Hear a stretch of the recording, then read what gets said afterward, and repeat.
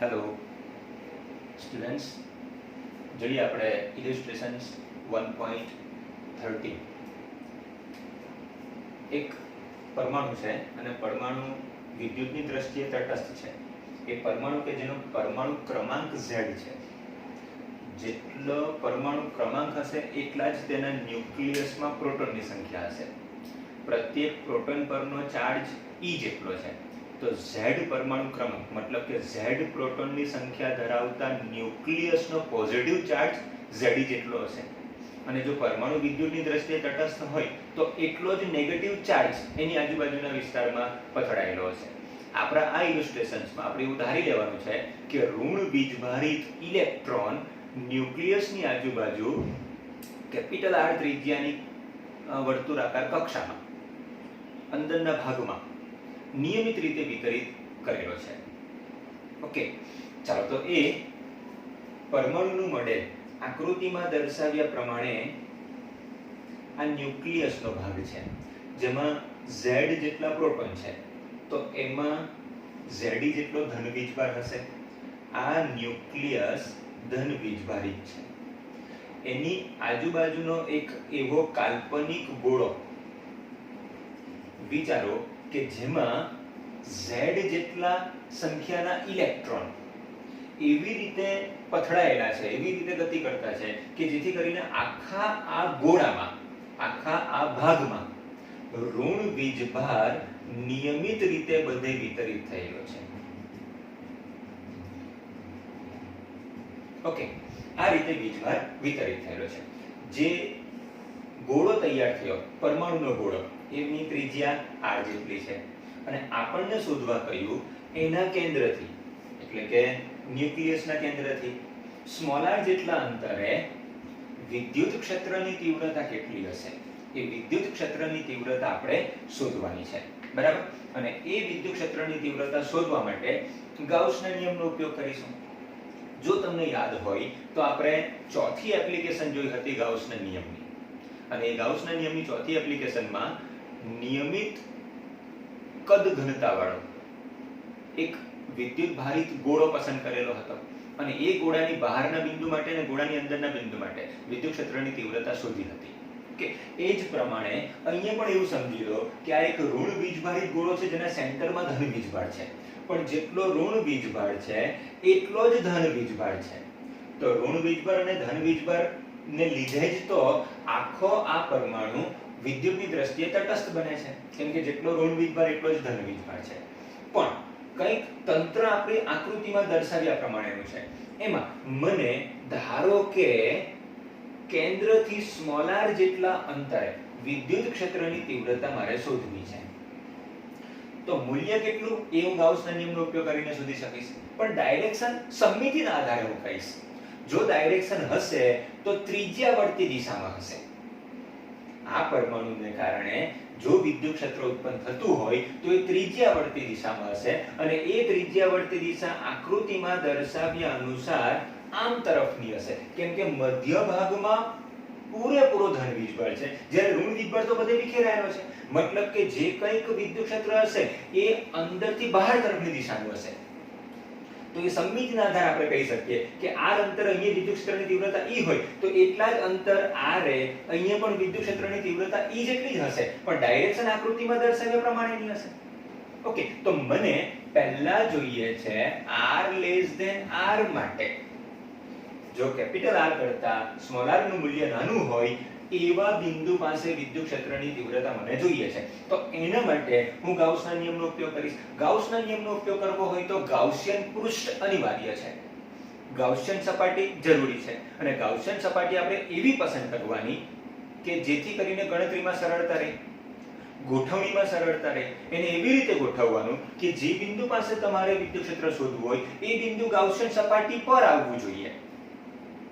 એ બિંદુ ગાઉસિયન સપાટી પર આવવું જોઈએ અને તંત્રનો અમુક ચાર્જ ગાઉસિયન સપાટી વડે ઘેરાવવો જોઈએ.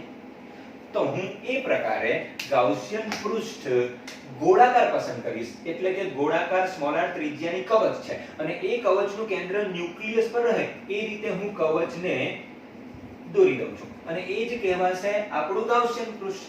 ગાઉસિયન સપાટી. હવે આ ગાઉસિયન સપાટી સાથે ગાઉસનો નિયમ જો લાગુ પડે તો phi બરાબર સિગ્મા q upon એપ્સિલોન 0 લખી શકાય, જ્યાં સિગ્મા q ગાઉસિયન સપાટી વડે ઘેરાતો કુલ વીજભાર, એપ્સિલોન 0 શૂન્યાવકાશની પરમિટિવિટી. એ જ પ્રમાણે ફ્લક્સની વ્યાખ્યા અનુસાર round integration E dot da પણ આપણે લખીએ છીએ, અને એટલે જ તો એક તૈયાર ઇક્વેશન બન્યું હતું E dot da is equal to sigma q upon epsilon 0. બરાબર. આનો ઉપયોગ કરીને હું E ને સૂત્રનો કરતા બનાવીને વિદ્યુત ક્ષેત્રની તીવ્રતા નક્કી કરી શકીશ. ક્યાં? તો કે r લેસ ધેન r માટે. ઓકે, ચાલો હવે મને જોઈએ છે પહેલા તો આ ગાઉસિયન પૃષ્ઠ વડે વીજભાર કેટલો ઘેરાયો તે સિગ્મા q. સિગ્મા q કેટલું હશે એના માટે તમે ધ્યાન કરો તો આ ગાઉસિયન સપાટી વડે નેગેટિવ ચાર્જ પણ ઘેરાયેલો છે અને પોઝિટિવ ચાર્જ પૂરેપૂરો ઘેરાયેલો છે. પોઝિટિવ ચાર્જ Z જેટલો છે પણ નેગેટિવ ચાર્જ Z જેટલો નથી, ઓછો બોડાયેલો છે. કેટલો સંગ્રહાયેલો છે, કેટલો ઘેરાયેલો છે એ શોધવા માટે હું આખું જે ઋણ વીજભારિત ભાગ છે, ઋણ વીજભારિત ગોળો છે, એમાં ઋણ વીજભારની ઘનતા શોધી કાઢું છું. જો આખા પરમાણુની વિદ્યુતભાર ઘનતા નથી શોધતો, પરમાણુમાં રહેલા નેગેટિવ ચાર્જની વિદ્યુતભાર ઘનતા શોધું છું. અને જો એની વિદ્યુતભાર ઘનતા ρ હોય તો ρ બરાબર ચાર્જ ભાગ્યા કદ, એકમ કદ દીઠ રહેલો વીજભાર. તો કુલ ચાર્જ કેટલો છે? તો કે ખાલી નેગેટિવ કુલ ચાર્જ જો વિચારું તો -Ze છે. મારે ઋણ ઘનતા શોધવી છે. પાછા એક વખત યાદ કરજો, મારે ઋણ ઘનતા શોધવી છે, ધન ઘનતા શોધવી નથી. તો વિદ્યુત ભારની ઋણ ઘનતા -Ze upon 4/3 pi capital R cube બનશે. આટલી થઈ જશે. અથવા તો ρ બરાબર -3 Ze upon 4 pi R cube. આટલી એની ઘનતા બની. તો હવે સ્મોલ r ત્રિજ્યાની કવચમાં એટલે કે આપણી ગાઉસિયન સપાટીમાં કેટલો વીજભાર ઘેરાયેલો છે એ જો શોધવું હોય તો સિગ્મા q બરાબર ρ ઇન્ટુ 4/3 પાઈ સ્મોલ r ક્યુબ થશે.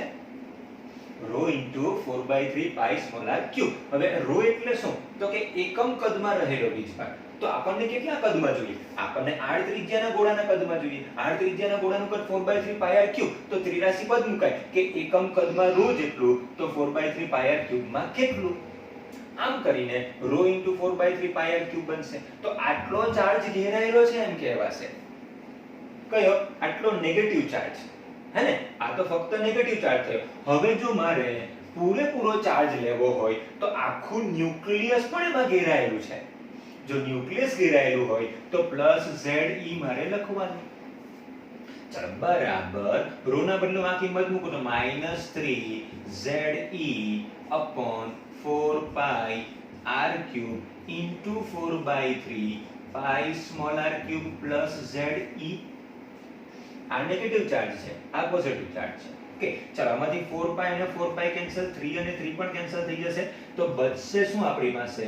Ze પ્લસ, જેને હું કોમન લઈ લઉં તો બચશે 1 - Ze બહાર આવી ગયું r ક્યુબ ના છેદમાં કેપિટલ R ક્યુબ. જુઓ તો બરાબર r ક્યુબ ના છેદમાં કેપિટલ R ક્યુબ. આટલું સિગ્મા q થયું. હવે આની અંદર મારે કિંમત મૂકવાની સિગ્મા q ની. કે જો હું સિગ્મા q ની કિંમત મૂકીશ તે પહેલા round integration E dot da આની ચર્ચા કરી લઈએ. એમ તો આપણે આની ચર્ચા મોટા ભાગના કન્સેપ્ટમાં કરી જ છે, છતાં પણ E ડોટ da બરાબર E da cos θ. θ ની વેલ્યુ E અને da વચ્ચે સમજી લો. આ da જેટલો પૃષ્ઠખંડ છે તો એનો પૃષ્ઠ સદિશ આ તરફનો હશે અને વિદ્યુત ક્ષેત્ર પણ ત્રિજ્યાની દિશામાં જ હશે. તો બે વચ્ચેનો એંગલ θ હંમેશા 0 આવશે. તો cos 0 1 થઈ જશે. વળી પાછું સમગ્ર પૃષ્ઠ પર બધે જ વિદ્યુત ક્ષેત્રની તીવ્રતાનું મૂલ્ય કોન્સ્ટન્ટ. તો જો E નું મૂલ્ય કોન્સ્ટન્ટ હોય, હવે આ જે round integration E dot da છે એને હું લખીશ તો round integration E da cos θ. જો આના પરથી લખું તો E da cos θ બરાબર સિગ્મા q upon એપ્સિલોન 0. હવે cos θ માં θ બરાબર 0 છે એટલે તો 1 થઈ જવાનું. E કોન્સ્ટન્ટ છે તો એ બહાર આવી જશે. તો E રાઉન્ડ ઇન્ટિગ્રેશન da. તો આવા da પૃષ્ઠખંડ ભેગા કરીને આખી ગાઉસિયન સપાટી બને છે. અને આખી ગાઉસિયન સપાટી એટલે ગોળાકાર સપાટી છે જેની ત્રિજ્યા સ્મોલ r છે. તો તો ગોળાકાર સપાટીનું ક્ષેત્રફળ એટલે રાઉન્ડ ઇન્ટિગ્રેશન dA અને ગોળાકાર સપાટીનું ક્ષેત્રફળ બનશે 4πr². 4πr² is equal to sigma q upon epsilon 0. sigma q એટલે ze upon epsilon 0 into 1 minus r³ upon r³. Okay, ચલો માટે જો e ને સૂત્રનો કરતા બનાવી દઈએ તો e બરાબર આ 4πr² નીચે જશે તો બનશે ze upon 4π epsilon 0 r² આ 4πr² નીચે ગયો epsilon 0 છે જ into 1 minus r³ ના છેદમાં કેપિટલ r³. ઓકે, ચલો બરાબર આ r³ r² અંદર લઈ લઈએ તો આવશે ze upon 4π epsilon 0 into 1 upon r² minus r upon r³. આટલું વિદ્યુત ક્ષેત્રની તીવ્રતાનું મૂલ્ય હશે. ડાયરેક્શન કઈ બાજુ તો કે ત્રિજ્યા વળતી દિશામાં. ડાયરેક્શન આવશે ત્રિજ્યા વળતી દિશામાં. ઓકે, આ મને વિદ્યુત ક્ષેત્ર ક્યાં મળ્યું તો કે r કરતા કેપિટલ r કરતા સ્મોલ r અંતર ઓછું હોય ત્યાં. આ મને મળ્યું r લેસ ધેન r માટે. જો મને r ગ્રેટર ધેન r માટે જોઈતું હોય એટલે કે બહારના કોઈ બિંદુ માટે મને જોઈતું હોય તો બહારના બિંદુ માટે જો મારે ગાઉસિયન સપાટી દોરવી હોય તો મારે સ્મોલ r ત્રિજ્યાનું મોટું ગાઉસિયન પૃષ્ઠ દોરવાનું જેની મદદથી આખો પરમાણુ ઘેરાઈ જાય છે. અને આખો પરમાણુ ઘેરાઈ જાય તો સિગ્મા q બરાબર જેટલો ધન ચાર્જ છે એટલો જ ઋણ ચાર્જ છે. અને હવે તો પૂરેપૂરો ઘેરાઈ ગયો છે Ze અને Ze ધન અને ઋણ તો કુલ ચાર્જ 0 બની ગયો. તો પછી સ્વાભાવિક છે કે round integration E dot dA is equal to 0 upon epsilon 0 આ સમીકરણ પરથી તો થઈ જશે E into 4πr² બરાબર 0. તો E is equal to 0 કારણ કે 4πr² is not equal to 0 તો 0 કોણ હશે E. તો બહારના બિંદુમાં વિદ્યુત ક્ષેત્ર શૂન્ય અને આપણને ખબર છે કે જો કોઈ તટસ્થ તંત્ર હોય તો એ તંત્રની બહારના બિંદુમાં વિદ્યુત ક્ષેત્ર શૂન્ય બનશે. કે જો આખું તંત્ર ગાઉસિયન પૃષ્ઠ પર ઘેરાયેલું હોય તો અને એનામાં રહેલો કુલ ચાર્જ 0 હોય તો બહારના વિસ્તારમાં કોઈ વિદ્યુત ક્ષેત્ર હોતું નથી. E બરાબર 0. ઓકે, ત્રીજી એક વાત આપણે કરી લઈએ કે જો r બરાબર કેપિટલ R હોય તો સપાટી પર r બરાબર કેપિટલ R આની અંદર આપણે r બરાબર કેપિટલ R મૂકીએ તો E બરાબર Ze upon 4π epsilon 0 અહીંયા મૂકી દઈએ કેપિટલ R તો Ze upon 4π epsilon 0 1 upon r² minus અહીંયા મૂક કેપિટલ R એક એક કેપિટલ R કેન્સલ થશે એટલે 1 upon r² રહેશે તો 1 upon r² minus 1 upon r² 0 શું બનશે 0. તો સપાટી પર પણ વિદ્યુત ક્ષેત્ર 0. સપાટીની બહાર જસ્ટ આમ બહાર નીકળશો એટલે વિદ્યુત ક્ષેત્ર શૂન્ય જશે પણ થોડું અંદર જશો તો વિદ્યુત ક્ષેત્ર હશે અને તે આ ઇક્વેશન અનુસાર મળશે. ઓકે, આ થયું આપણું ઇલિસ્ટ્રેશન 1.30. જોઈએ હવે એક એક્સ્ટ્રા દાખલો.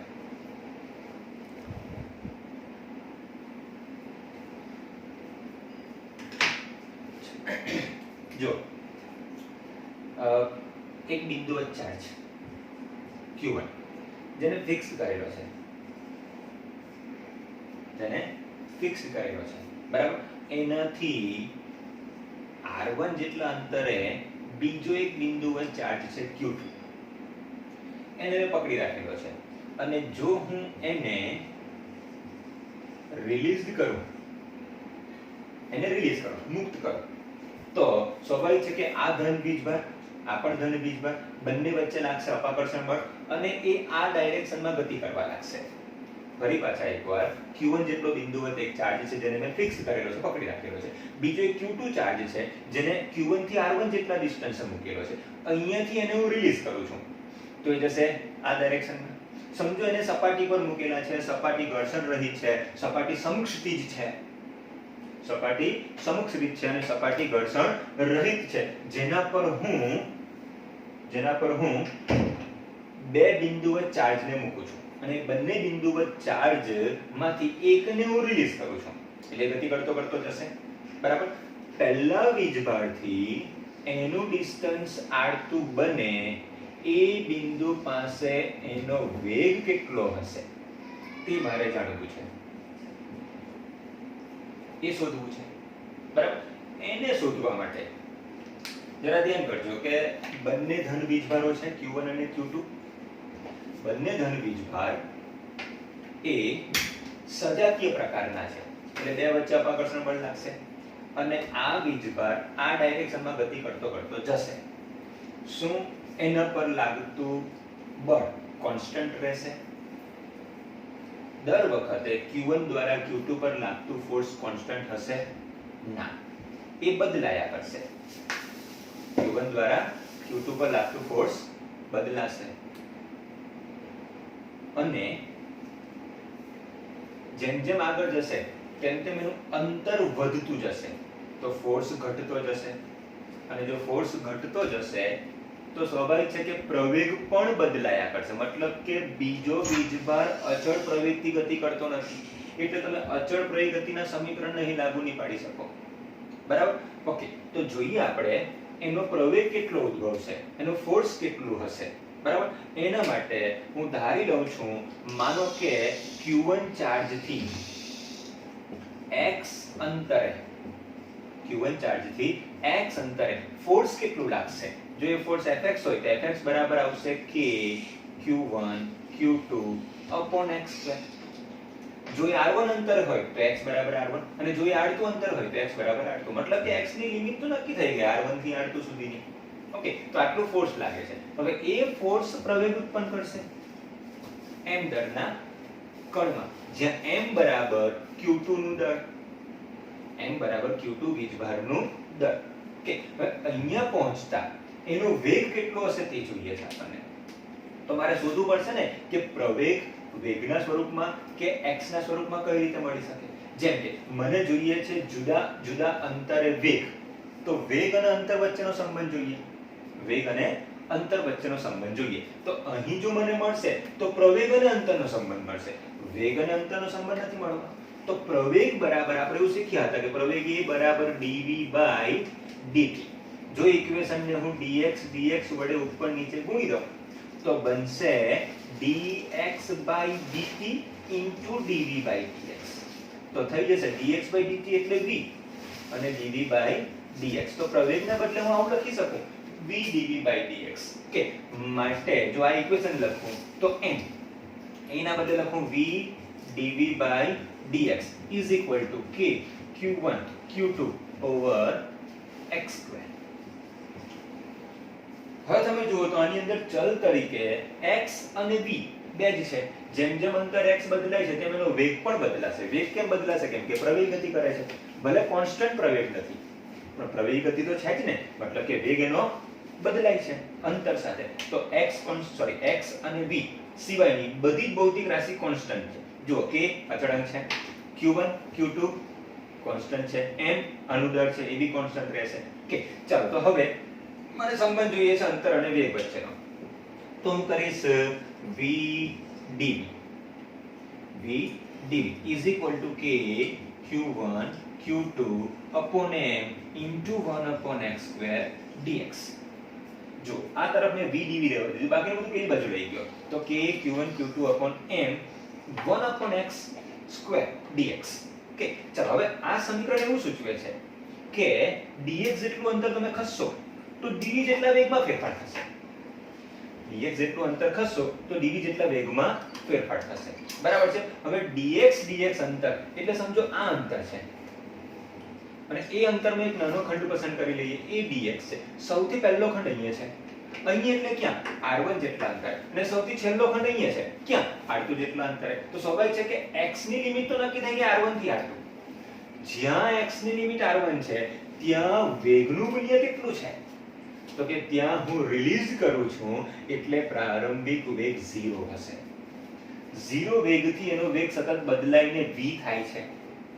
એનો વેગ વધે છે, વધીને 0 થી v બને છે. તો જ્યાં લિમિટ x ની r1 છે ત્યાં વેગની લિમિટ છે 0 અને જ્યાં x ની લિમિટ r2 છે ત્યાં વેગની લિમિટ છે v.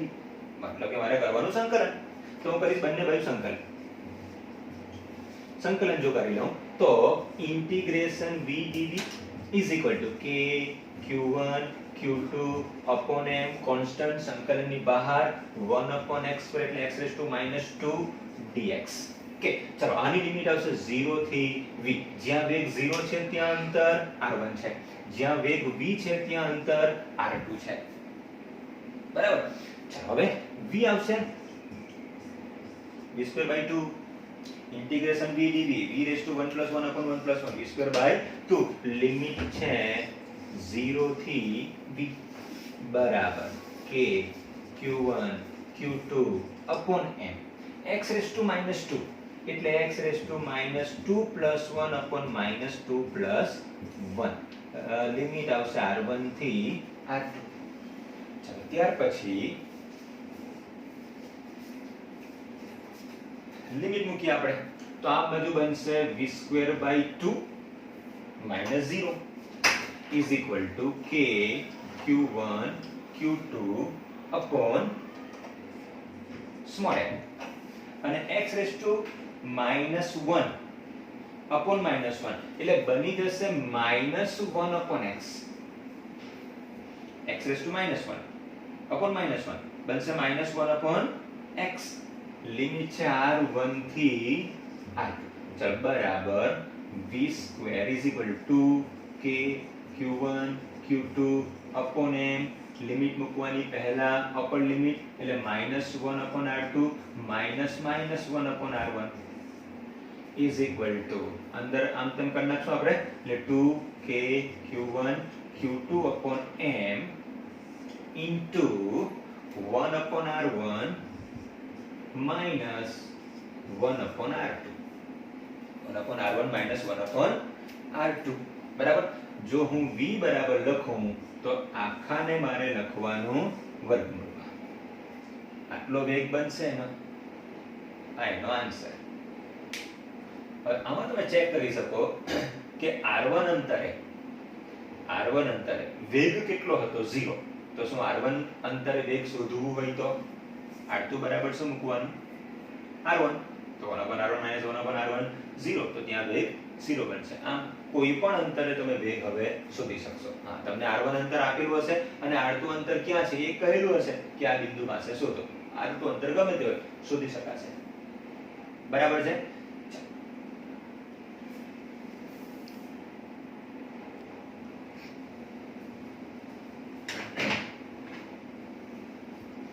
જુઓ બીજો એક દાખલો જોઈએ આપણે. સમજો એક L લંબાઈનો તાર છે જેની લંબાઈ L જેટલી છે, જેના પર નિયમિત રીતે ધન વીજભાર Q જેટલા મૂલ્યનો વિતરિત કરેલો છે, જેની રેખીય ઘનતા લેમ્બડા બરાબર q upon l બનશે. બરાબર. આ છે તારની અક્ષ. તારની અક્ષ પરના કોઈ તારના આ તરફના ડાબી તરફના છેડાથી a અંતરે આવેલા બિંદુ પાસે મને જોઈએ છે વિદ્યુત ક્ષેત્રની તીવ્રતા. સવાલમાં ખ્યાલ આવ્યો? L લંબાઈનો એક q નિયમિત રીતે વીજભાર વિતરિત કરેલો તાર છે. તારના આ તરફના છેડાથી જમણી તરફના છેડાથી એ જેટલા અંતરે આવેલા બિંદુ પાસે વિદ્યુત ક્ષેત્રની તીવ્રતા શોધવી છે. બરાબર. હવે આપણે તો એવું શીખ્યા છે કે કોઈ બિંદુવત ચાર્જ હોય તો બિંદુવત ચાર્જથી આપેલા અંતરે વિદ્યુત ક્ષેત્ર E બરાબર kq upon r² સૂત્રથી મળી શકે. પણ આપણને આપેલો ચાર્જ એ બિંદુવત નથી, પણ આપણે એને બિંદુવત બનાવી શકીએ. જેમ કે હું તારને અસંખ્ય એવા સૂક્ષ્મ ખંડોમાં વિભાગી દઉં. એમાંનો એક પ્રતિનિધિ ખંડ મેં અહીંયા પસંદ કર્યો અને પ્રતિનિધિ ખંડની લંબાઈ dx જેટલી છે. પ્રતિનિધિ ખંડની લંબાઈ dx જેટલી છે અને એ પ્રતિનિધિ ખંડ પર ભાગે આવેલો ચાર્જ dq જેટલો છે. જ્યાં dq બરાબર આપણે શોધી શકીએ કે ભાઈ એકમ લંબાઈ હોય તો લેમ્બડા જેટલો ચાર્જ, તો dx લંબાઈ હોય તો કેટલો ચાર્જ. જો હું એને dq કહી દઉં તો dq બરાબર લેમ્બડા dx થાય. એટલે કે q upon l into dx બનશે. આટલો ચાર્જ આના પર છે.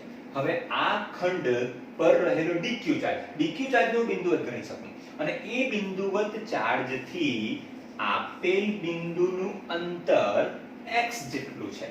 તો હવે આ બિંદુવત વીજભાર dq ને કારણે જો વિદ્યુત ક્ષેત્ર આપેલ બિંદુ પાસે dE હશે તો dE બરાબર k dq upon x square.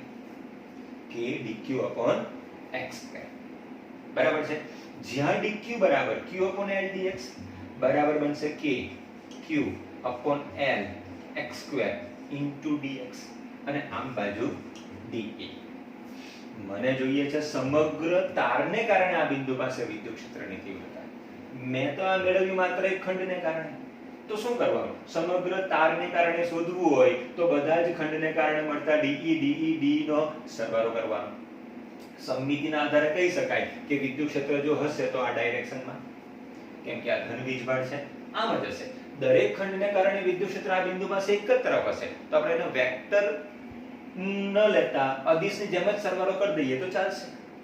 તો dE બરાબર kq l upon lx square into dx નું જો હું સંકલન કરીશ તો મને કુલ વિદ્યુત ક્ષેત્ર મળશે અને કુલ વિદ્યુત ક્ષેત્ર સમગ્ર સળિયાની લંબાઈ પરનું સંકલન કરતા મળશે તો dE બરાબર kq upon l x square dx આનું મારે સંકલન કરવાનું બરાબર. હવે જો હું સંકલન કરીશ તો x ની લિમિટ મારે નક્કી કરવાની કે x અંતર શું છે તો કે ખંડથી બિંદુનું અંતર છે. અરે પહેલો જે ખંડ છે આપણો અહીંયા એનું આ બિંદુથી અંતર કેટલું તો કે a જેટલું અને છેલ્લા ખંડનું અંતર કેટલું તો કે a + l જેટલું. પાછા પહેલા ખંડનું અંતર a જેટલું અને છેલ્લા ખંડનું અંતર a + l જેટલું. તો x ની લિમિટ બનશે a થી a + l. માટે વિદ્યુત ક્ષેત્ર E બરાબર સંકલન કરીએ જે કોન્સ્ટન્ટ એ બહાર આવશે k કોન્સ્ટન્ટ બહાર q તાર પરનો સમગ્ર ચાર્જ કોન્સ્ટન્ટ બહાર તારની લંબાઈ l કોન્સ્ટન્ટ પણ x2 એટલે કે x કોન્સ્ટન્ટ નથી તો ઇન્ટિગ્રેશન a થી a + l x - 2 dx શું બનશે E બરાબર k q over l x raised to -2 -1 upon x થશે a થી a plus n. ચલો બરાબર k q upon l પહેલા મૂકીશું અપર લિમિટ માઈનસ કરીને લોઅર લિમિટ. જો અહીંયા માઈનસ હોય તો પહેલા લોઅર મૂકી દઈએ પછી માઈનસ અપર મૂકી દઈએ તો 1 upon a -1 upon a plus n 1 upon a -1 upon a plus n બરાબર k q upon l અને હું થોડું આનું વિસ્તરણ કરી દઉં તો આવશે a plus l minus a upon a into a plus l બરાબર આમાંથી એક કેન્સલ k q આ l ને l પણ કેન્સલ બનશે છેદમાં a into a plus l k q upon a into a plus l આટલું વિદ્યુત ક્ષેત્ર બનશે E બરાબર k q upon a into a plus l. k ના બદલે 1 upon 4 pi epsilon 0 મૂકી શકો તો બનશે 1 upon 4 pi epsilon 0 q upon a into a plus l. આ થયું તારને કારણે તારની અક્ષ પર કોઈ અંતરે એ જેટલા અંતરે આવેલા બિંદુ પાસે વિદ્યુત ક્ષેત્રની તીવ્રતા. Okay, thank you.